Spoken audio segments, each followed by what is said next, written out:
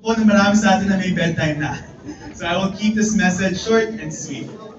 Habang pinapanood ko po ang mga iba't ibang performances kanina at tinitingnan ang mga napakahusay na pananamit natin lahat, I couldn't help but realize and make a comparison na hindi lang naman ngayong gabi na ipakita ng ating mga Dolmarland agents, brokers, and partners na maraming moments na full of fun, excitement, and wonder sa Dolmarland.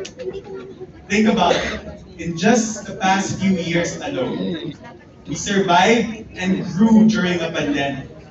We transformed and modernized operations. One simple example, digital selling. Natiyak ngayon, alam na natin kung paano gawin.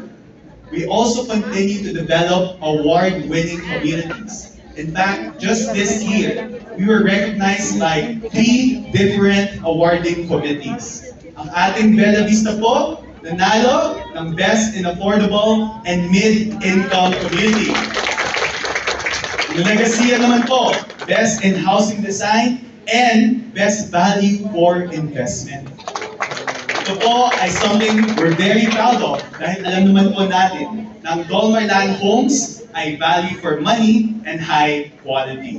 So congratulations to everyone.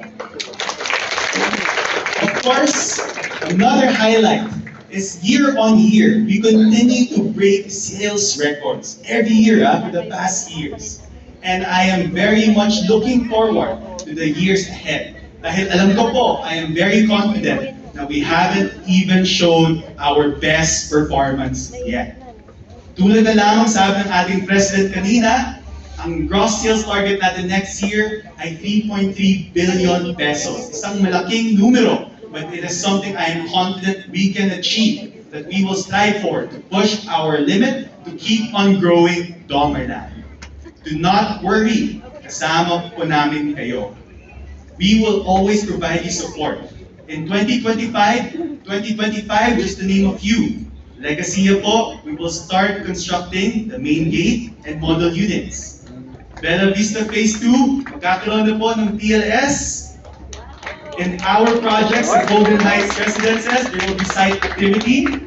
Sa Bulacan Network po natin, we will design and construct our very first remote sales office. And what we're most excited to announce, which I think this fairness po, some of us will be attending the PKS, our very first community in Pampanga. So ingatan po natin ito. Thank you.